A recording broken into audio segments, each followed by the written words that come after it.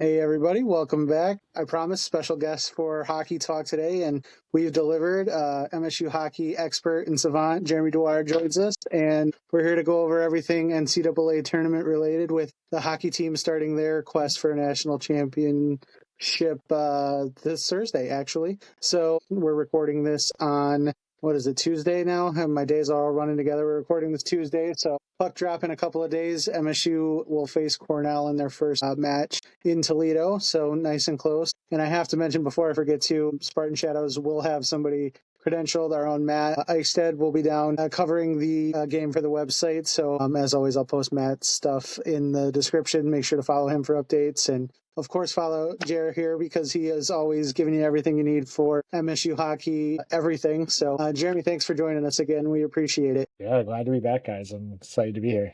Well, it's officially tournament time. We're excited. The Toledo regional, a little bit tougher than I maybe was hoping it would be, but I guess we'll start with that. What are your thoughts on the draw, the matchups with Cornell, of course, Ohio State and Boston being right there too? What are you thinking? To be honest, since we kind of knew we were going to Toledo for a while, I've just kind of been watching who was going to get put in that regional every week with every bracketology, and I kind of just got myself to this point where it was like, unless you somehow got to be BC and play Bentley for the first game, everything else was just, I could find you something that worried me about every matchup. Like, regardless of MSU and how good I think they are, which I think they're very good, obviously. But, like, I kind of wasn't that upset by the draw, just because at that point I'd been like, you know what, there's no draw I could draw up that I'm super pumped about, that doesn't have a couple teams that I'm nervous about. Kind of is what it is. You just kind of go from there. I like being in Toledo. Honestly, if fans are kind of new to the college hockey landscape, don't fret the Toledo thing and Ohio State being there. It will be an MSU barn. It will be the majority MSU fans there. MSU fans bought it early because we've known for a while we were going to be in Toledo. So people bought weeks ago, before it was ever announced. And Ohio State just isn't. Again, they had less than 3,000 people for a home game in the Big Ten semifinals. So I don't think that that is a concern for anyone. And so it's just kind of the teams. And to be honest, the one I was wanting to avoid was Denver. Denver was supposed to be in our regional for a long time, and that was like the one team I wanted to avoid, and we are. So I can't complain. I'm all right with how it came out. Yeah, I know that in the selection show they kind of called it the group of death. Sounds like, in your opinion, at least maybe just because you're kind of used to, like, you're kind of expecting it, maybe it's not necessarily the group of death, but kind of going back to the Ohio State point of things, you did mention that, like, 3,000 people showed up, and you see kind of the arena, and you're like, it's a huge arena. Like, how do you not have it packed out every single night? And it's never anything close to what Mon is. Mon was rocking against Ohio State, obviously kind of in the first overtime, second overtime. In my opinion, it wasn't really for a lot of it, wasn't really close to last year's, but that was obviously against Michigan. So I feel like that's a little kind of give or take there. And obviously you have, I don't want to say the ping heard around the world, but you could kind of say that. So obviously being back-to-back Big Ten champions in the regular season and tournament champion will help. But yeah, what are your thoughts on kind of the quote-unquote group of death for Michigan State? Yeah, again, it's just so hard for me at this point with a 16-team tournament, and you didn't have too many bid stealers. I mean, Cornell was the real only bid steal we had. Like, it's a small sport, and every team's pretty even at this point. Like, no bad teams get into the tournament unless they just get on a crazy run for their conference tournament. So the styles to me kind of match up pretty well. Like, if I had to play a style, I'm fine playing a Notre Dame, Cornell, Ohio State. Like, I think they play an absolutely boring brand of hockey, and I don't love watching it. But at the same time, I'd rather play a team like that and just know that MSU has the superior skill. And if you get goalied, you get goalied, right? Like, it is what it is at that point. But I'd almost rather go into a game like that than like up and down. Like, BU is probably the team that talent-wise, I feel like is the closest to MSU, and they can ride a hot goalie like they have the second half of the season. But it feels pretty well set up. The only thing, like I said, like I've kind of been feeling ever since I saw Ohio State be playing the regional is like I'm a superstitious guy, and we lost to Michigan in the regional final last year after beating them in overtime, and I don't love the fact that we could replay a team again this year's. Outside of a superstition, I'm actually feeling pretty good about it. And it's just, I think stylistically we have the style to get out of the region. It's just can't run into a hot goalie or have some bad bounces on a night.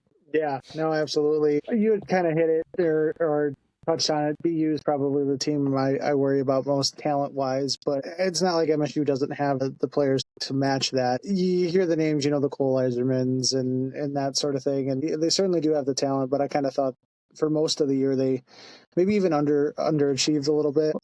Like you said, running a hot goalie that can change everything in hockey, and that's kind of what they've done. I was kind of happy we avoided Penn State for the same reason, with how well Sergei has been playing down the stretch. Yeah, he's proved it against us, so I'm happy to avoid that. Yeah, interesting to see. Of course, Michigan not making the tournament this year now was good. Any fears that a repeat from last year may have happened got quickly dispelled when they fell short against Penn State in the Big Ten tournament. Don't love that Western in Minnesota on our half of the bracket, but again, I mean, like you said, it's a small sport, so you're going to have to play these types of teams eventually. I kind of laughed that BC drew Denver in their group. Yeah, man, it's interesting though, because like I haven't watched a lot of Western down the stretch, and I know they've been red hot, like they've been having a great stretch of the season, and I know they got a ton of talent, but you also just think back to, like, not that I think Luka DePlasco is anything that's not a good D1 college hockey goalie, but you beat him in you beat Western in the GLI without Trey Augustine, and I really did not think that game was close. Like, I thought MSU was in control of that game the entire night. At no point was I nervous that they weren't going home with that one. So it's interesting. Yeah, like I said, I haven't watched Western, and they've just kind of been buzzing the entire time. But it's like you said. I mean, in a 16-team tournament, I just assume like you're gonna have to beat 3 really good teams at least minimum to get to that championship game. And so it's one where I can't fret too much how the bracket comes out. I just hope that you get a regional that you can get a good crowd at and kind of just go from there and see how it comes together.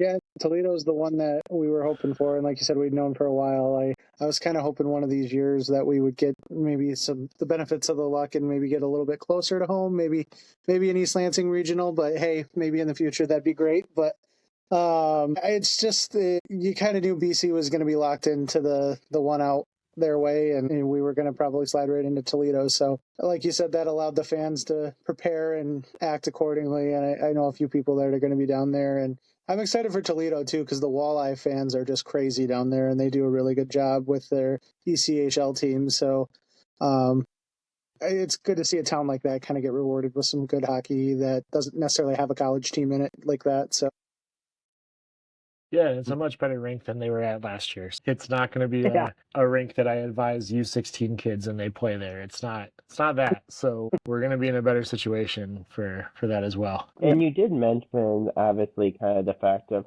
running into a hot goalie. Like, sometimes you just run into one that night, and it's just, you lose that game that you're like, either we should have lost, or just like how did we let that one kind of get away? With like the setup of the tournament, with just being one game elimination, what are your thoughts on that? Because you could technically say that sometimes maybe the best team, it doesn't always win the whole thing, and some people might say, well, that's a great thing, right? But then you can also say, why don't just do a 3-game series, and if someone gets hot at the right time, you get a really good game, win game 1, but then the better team with the more talent wins game 2 or 3, then they advance. So I feel like sometimes you can say either way of like, hey, it's a really good thing that it's a 1-game elimination if you're running a hot goalie, running a hot team, like we've seen in the past. And then your Michigan State last year, you run into Michigan again and you lose because of it, and you don't get another chance at them. Yeah,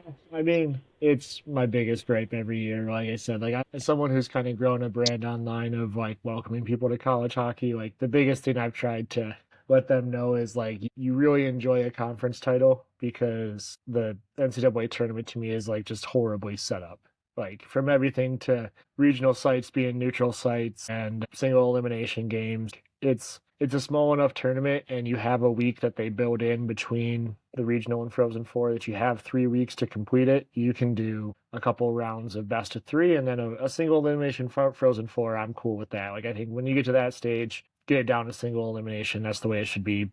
And then when you do that too, like, you got to win 6 games, just like a basketball champion has to win 6 games. So it aligns it with the best tournament in the NCAA, which to me is March Madness, right? And even in March Madness, you talk about not every time is most of the time maybe even is the best team winning March Madness either. So it's not an ideal setup. It's one of those, like, I mean, the national championship that MSU won in my lifetime, they were far from the best team that season. They were not the best team, but they won 4 straight games and they figured it out. So it's something where, like, I would just try and set expectations for people. Like, we definitely want to win an NCAA title. You want to win that every year. That's the goal for everyone. You can't let not winning one destroy a season, because it's a crapshoot. At the end of the day, like, if they go out there Thursday and someone goes to block a shot and it hits their ankle and we're down a player all of a sudden, like, it's the most, like, it's a lottery. Who knows how it's gonna go? Yeah.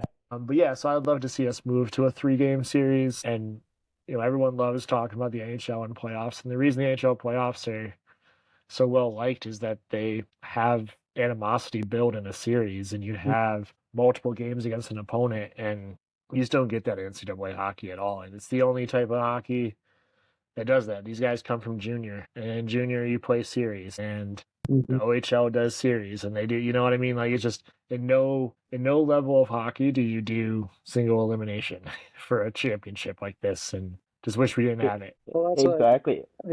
I was going to say, look at the Big Ten tournament final. Gucci goes down, a minute into the game. Thankfully, he was able to come back. But if all of a sudden, say he's gone for the game, or God forbid, something happened to Trey right off the bat or something. I mean, we have the depth and the players to maybe try to overcome that. But a single elimination tournament and you lose, the best goalie in the country, or, an Isaac Howard or somebody like that, you kind of feel maybe a little cheated at the end of the day if you're falling a goal short and just saying, well, I mean, that's hockey, it is. But in a 3-game series, maybe you get one of those guys to come back and still be able to, play a full potential match. Yeah, it's not ideal. It's to me, it doesn't do a good job growing the game either. Like, I think Toledo, like I said, I think Toledo will be a good atmosphere, but you look at, like, the future years, you could be a number 1 seed Michigan State in South Dakota. Like, I just don't, I don't know how that grows the game. You compare that to what, if you're a casual fan and you turned on BTN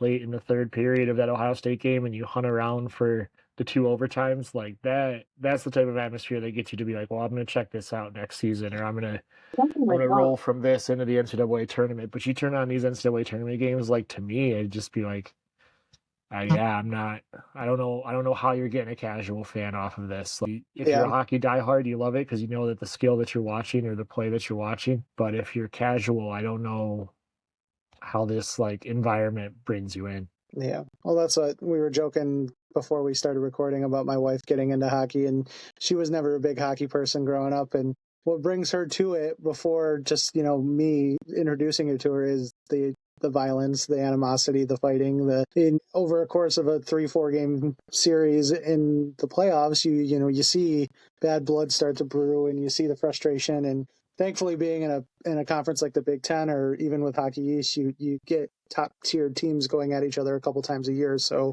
you kind of get it from that. But if you don't run into one of those teams in the tournament, you don't really have any of that. So that's what makes playoff hockey fun: the physicality and the rivalries that brew. And you mentioned the OHL. I mean, the Firebirds have been in the playoffs the last few years, and that's some of the best hockey I've gotten to go watch in person in a while, because it's always high energy and high passion. And that's what, like you said, to grow the game, that's what somebody who hasn't grown up watching hockey ever will be drawn right into, is the pace and the physicality and all that fun stuff. And you kind of, like you said, it's hard to build that. It's kind of crazy to think that it's like this long of a season, and you run it on 4 games.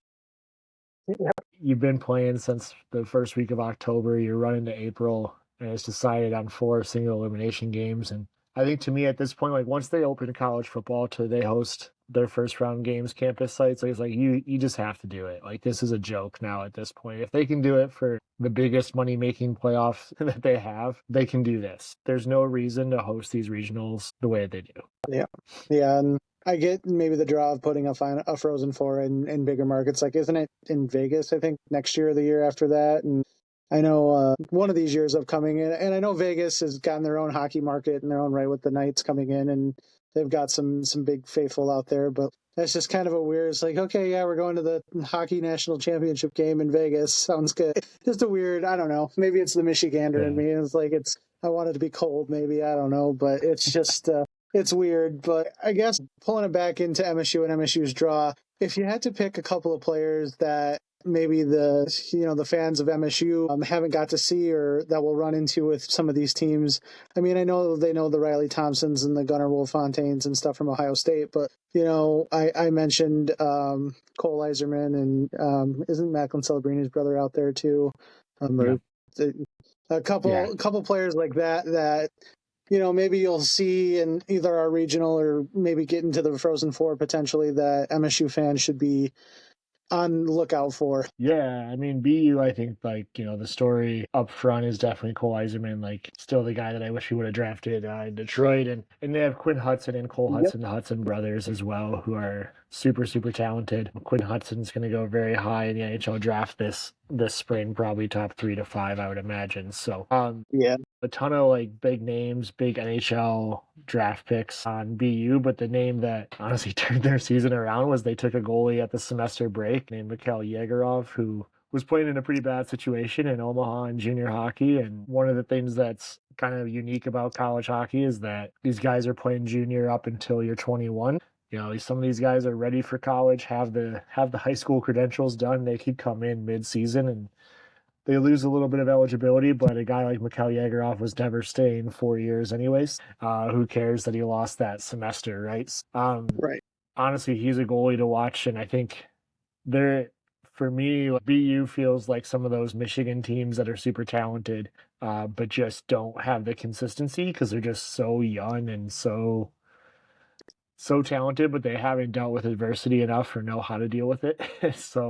Their coach has definitely voiced frustration. Jay Pandolfo, who's their coach, has definitely voiced some frustration, including at the Hockey East tournament. That I don't know how many times I have to tell these guys, you lose this next game you lose is your last. So they either figure it out or they don't. He kind of seems exasperated, like maybe this has been an ongoing issue in that locker room. And they definitely had a bad first half of the season for their expectations. So that's kind of some names on BU. Cornell's going to be more of the they're so defensive and so physical. It starts in net for them too. Ian Shane in net for them is a pretty talented goaltender.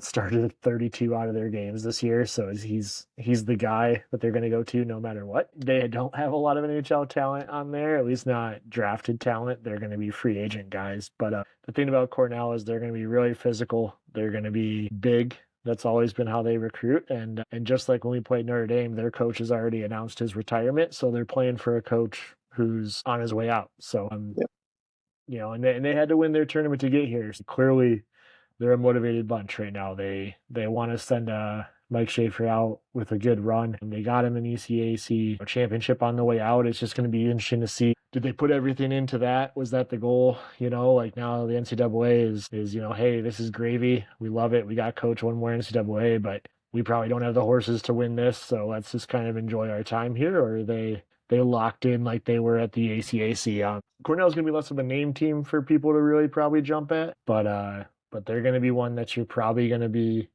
frustrated by because they're going to take some runs. They're going to annoy you, and that's kind of their game. And I love them for it. They're a team to watch. And I kind of want to combine two sports a little bit because we've talked about basketball and March Madness a little bit about how great of a tournament, how it's probably the best kind of tournament out of anything. And I know that Evan Miyakawa, great statistician over there, does a lot of really work. He talks about teams that go into the NCAA tournament that are super talented, that have underperformed, and they've been teams that have gone on runs. And you talked about how talented BU is, but they've been inconsistent, but they've been better the second half. if Michigan State does get back to by Cornell, how much of a concern is it playing like a BU team that obviously has its ups and downs, but has the talent to beat anyone on any given night? Yeah, no, I definitely think like what's really hard to pick is like who do you want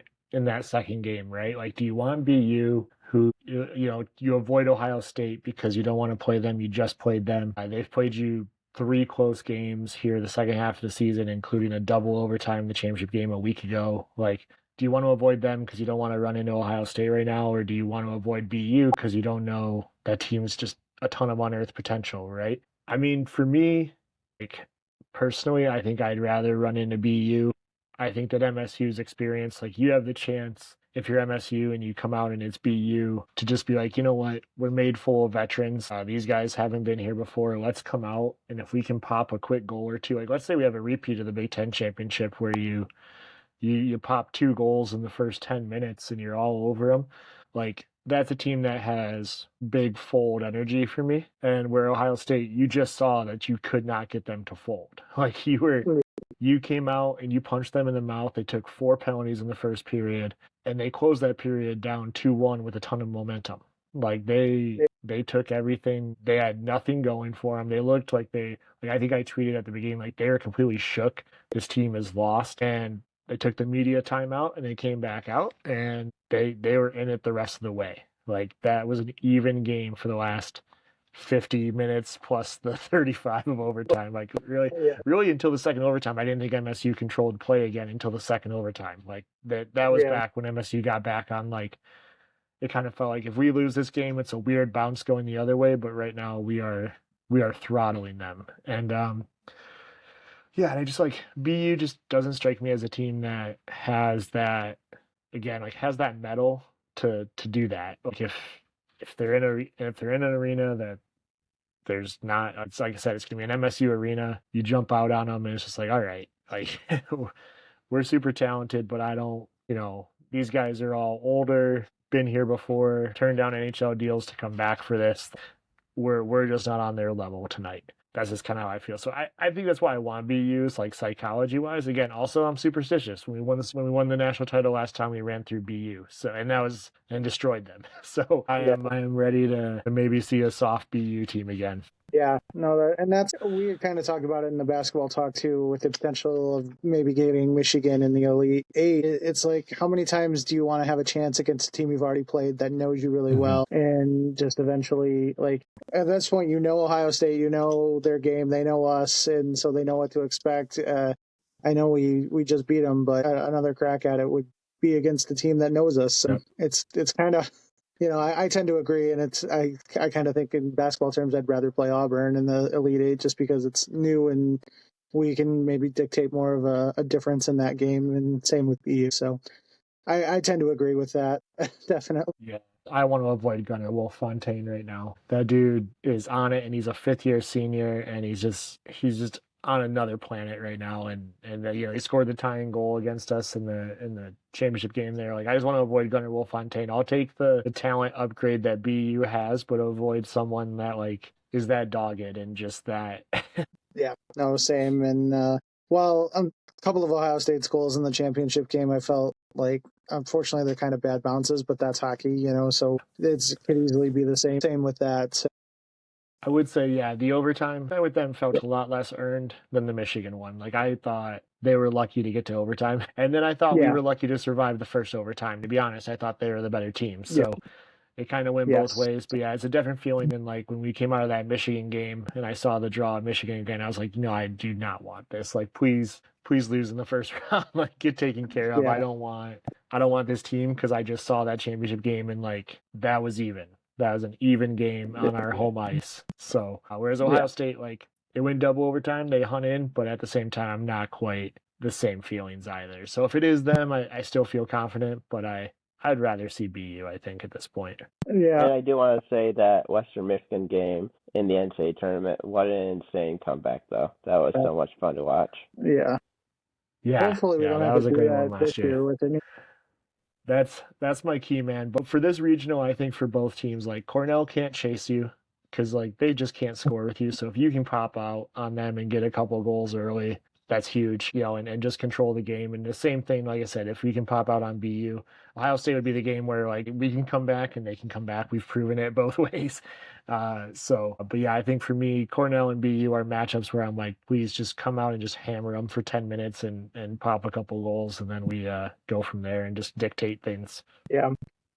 My last big question, how does missing a guy like Red Savage really affect this MSU team? I know in Big Ten play, it's one thing because it's a regular season game, and if you drop something, it's not the end of the world. But having your leader, and I thought it was really huge to have him out on the ice accepting the trophy and still being, with the guys, and having your captain there last weekend. But with him not being able to play, how big of a loss is that for MSU moving forward for the rest of the NCAA? It's a loss only on the ice, because I can say outside of when he went to Denver for the surgery, he's been around the team every day. Like he's doing his rehab here. He's been at every game. I've seen him at every game. He's out of the sling now, which is great. Like obviously he's making some progress, but like that guy from like a leadership perspective, I mean, he's been around them as much as possible, even to the point that I've seen him come down between periods. So it's like even he's in the locker room at intermission. Like it's not a guy who is just around the team at the after, like Hayne, right? Like he's there the whole way. On the ice, I don't know, like he's a great kid. I love him. He's super talented. I think he does a lot of things well, but the nice part about this MSU team is they've rolled 4 lines all year that really, I don't know if there's a team that says it's kind of similar to the basketball team. Are there better teams at their top 6 forwards? Absolutely. Just like there's better starting lineups when MSU is going to roll out there. But when you roll 10 players on a basketball team, or you roll 4 lines and 3 pairs of D on a hockey team, like you're going to just wear teams down. They're just going to be tired, and you're going to find a mismatch. Like you're going to have a shift where they got to play their 4th line, and your 4th line has had 8 minutes tonight and is ready to roll, and their 4th line has been sitting for 12 minutes, right? And they're just not, they're not ready to go. And you get a goal from the bottom of your lineup. So I think he's missed, but I think, like he's one of those guys where there was nothing that he did that I think they haven't found someone or a couple guys to fill that role on. It was huge that they got Gavin O'Connell back. They really struggled when there were some games where Red was out and Gavin O'Connell wasn't healthy yet.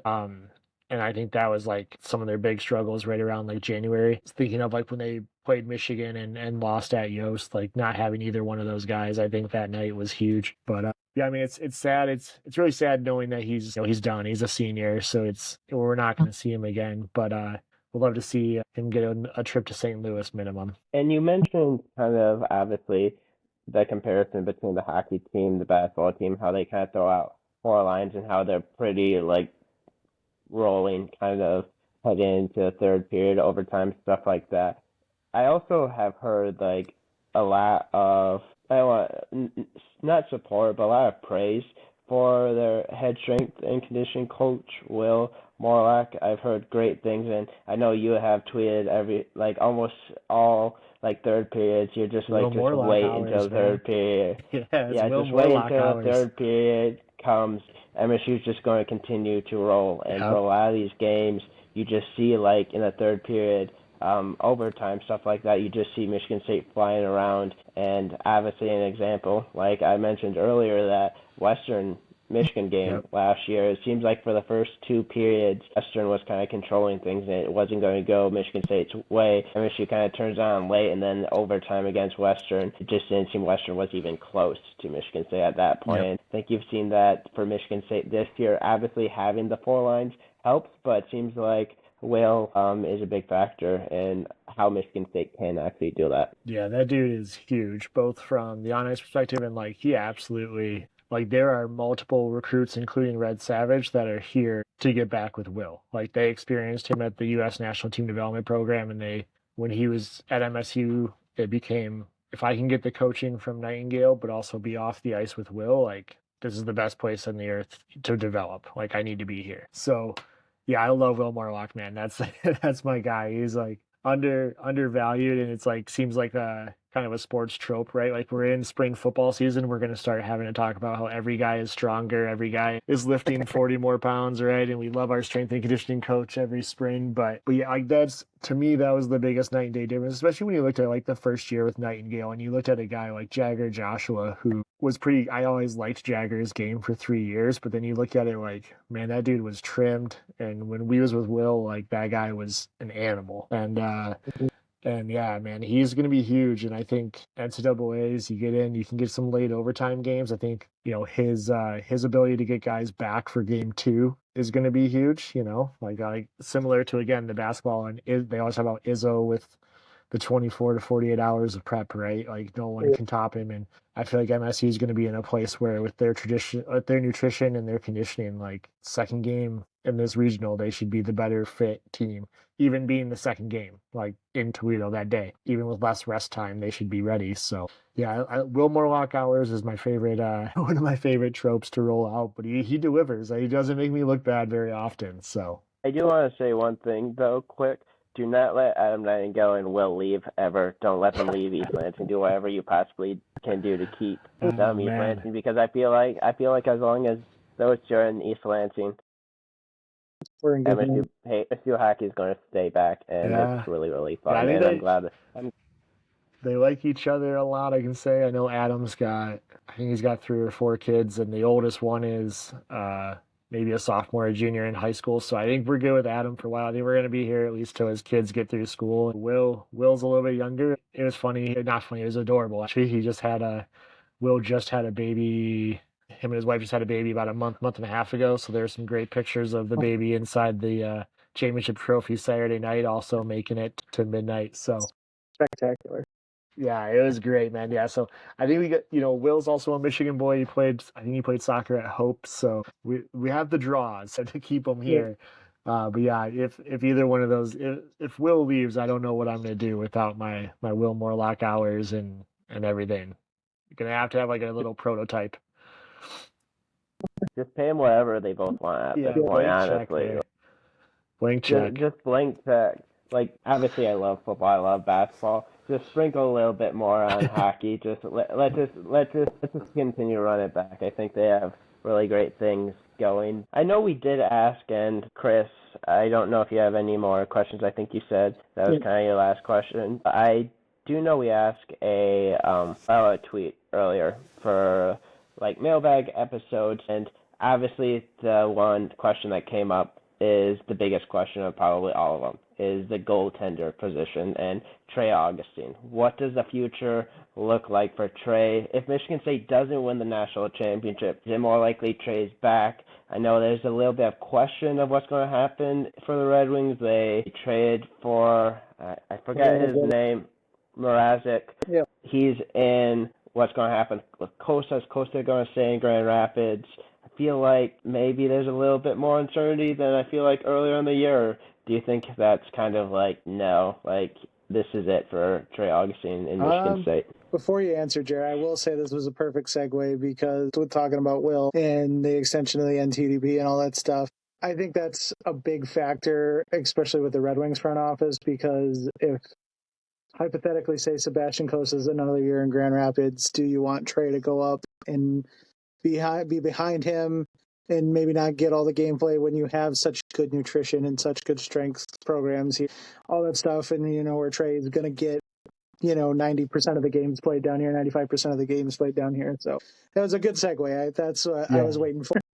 Yeah. I mean, I think Trey's ready for pro hockey. I think there's not much he can probably develop here at the college game. Like, I mean, outside of, like you said, team accolades and some things like that. And MSU is certainly prepared as if he's going to be gone. Like, they've committed a 2005 born goalie who's also an NHL draft pick and played in the World Junior for Sweden. If Trey comes back, I don't think that they would bring Melvin Strahl in to sit the bench as a part of a 3-man rotation. Like, he will go somewhere else. Like, that's and he should. He's ready to be out of USHL junior hockey too, right? Like, he's ready for college hockey, and that's what the Blue Jackets are going to want him to do for his development. So it certainly seems like MSU is prepared, expecting that the more than likely thing is that Trey will be gone. I think Trey is ready. for pro hockey. I think even with an AHL season, even if you are a part of a goalie rotation, he's going to get a similar amount of games. It may not be the same high leverage, high intensity as a college hockey schedule. And he certainly is going to have less time to focus on his strength and conditioning because you're on the road so much, you're on the bus, you're playing, as a team, you're playing 75, 80 games. I think there's a slight chance that he could be back. That, it's going to be very dependent on what Detroit wants to do. But a big thing for me, too, is that a big part of being in college the last 2 years is he could do the World Junior Championship. He's aged out of those. So at this point, when you're thinking about his development, he can't play in a high-level best on best World Junior Championship either for the Red Wings perspective. So I think their people's plan is probably going to be it's time. And I don't think, as an MSU fan, it's going to suck to see him go. He's been amazing this year, and it's just he's taken such a huge step even from last year to this year for me. But I think it's time. he's a really, really, really, really good college hockey goaltender, and I would love to keep him here. But man, that guy's he can handle pro hockey right now. Like that's the level that he's playing at. So and I'm excited to see what Melvin Straw and Luka DePasco does too. Like I don't think that MSU is going to miss a beat, or lose too much. You definitely are going to be a little more nervous on breakaways than you have to be right now. You maybe got to tighten some things up on the blue line, and you can't quite maybe get away with some of the things you can get away with right now when you don't have Trey back there. My expectation is that this NCAA run is our last time seeing Trey. Yeah. So it's going to do kind of the whole Dumb and Dumber thing. So you're telling me there's still a chance? There is, man. I don't know. Like, there's absolutely a chance. Like, who knows what Steve Yzerman's mindset is what they think. But, to me, goaltending is a very unique position. It's one where, not many guys spend time in the East Coast League and make it to the NHL, and most of the guys who do are goaltenders. So, like, you just have to spend time in pro hockey and seeing pro shots. And if you go to the quote AA version down in the East Coast League, you can still very much be an NHL prospect. And so even if he's in Toledo, I don't see a negative to Trey being in Toledo, from a Red Wings perspective. I see a negative from my MSU perspective, but from a Red Wing perspective, there's no big negative to Trey being in the system next year. Well, and even as of today, too, with the Red Wings already being super, for whatever reason, Talbot was unable to play tonight. So without missing a beat, they called Kosa up, as I know he's backing up Lyon tonight. With Lyon going to be gone, and yes, you have Talbot and you have Mrazek under contract next year in Detroit.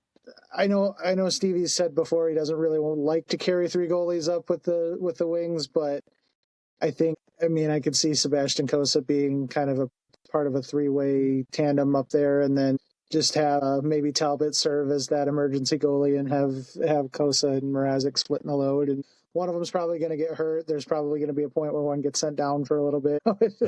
It's happened. So if that's the case, why not put Trey in Grand Rapids and let him go? I think the most likely option is you're going to see Kosa and Trey in Grand Rapids together. And if Kosa gets hot, he's maybe in Detroit from February on, and Trey's running the Grand Rapids system. But yeah, I think you're going to see both in Grand Rapids next year and Kosa's last year in Grand Rapids, because then you have Talbot expire his contract and probably retire. Honestly, he'll be, I think, 37 or 38.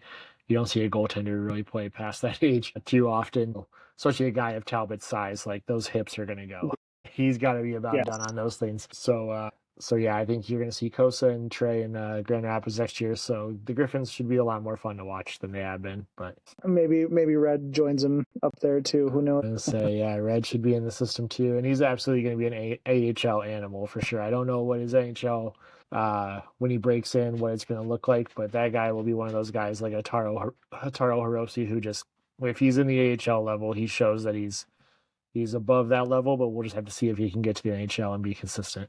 Same. That's kind of what. I think I said before this season I was definitely less than 10% he comes back, and the Mrazek thing maybe threw me up to like 15 at most. And the way Detroit's struggling too, you think. I mean, I know Steve Yzerman's going to have way more of a leash than any of the fans would like to admit, but we're getting into this purgatory stage where something's got to happen, and so they're gonna, I think, have to start to really look to retool the blue line and get their goalie prospects in order to be ready to make a contribution soon, because we can't just keep doing this whole we're good enough for 10th place to ninth place every year and not make the playoffs or that sort of thing. So hopefully moving everybody up and grading, getting Kosa his last little bit of AHL reps before he's ready to make it up will help a lot. So the last thing I wanted you to do for real this time, but who are your predictions for the Frozen Four? Man, someone tagged me in this on Twitter and I kept out of it for a reason. I don't know if I could do that to you guys. I'm on the call. Man, I know. At least on Twitter, you can always say I didn't see it. Yeah. I'll say 100%. Like, I do not think it's all one seeds. That's just not how this tournament ever goes. Like, it's just not my expectation that that's going to be what we get. So let's see. I'm just kind of pulling up the bracket here. That BC Denver matchup is tough for me because Denver is a team that just always loves this tournament, and I could see them squeaking out of there, but they've been so inconsistent this year too. I'll say BC out of that region, say Minnesota out of Western's region. That's what I was thinking too. And that Maine region is crazy too.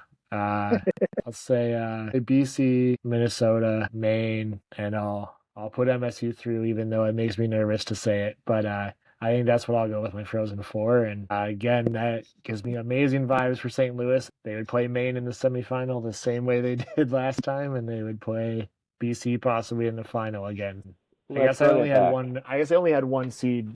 Only one seed not moving on, which would be Western. But I could even see, honestly, Western running into a Minnesota State team with a hot goalie and being the big upset of the tournament, too. Yeah, it wouldn't surprise me if Sergeyev stole a couple of games there.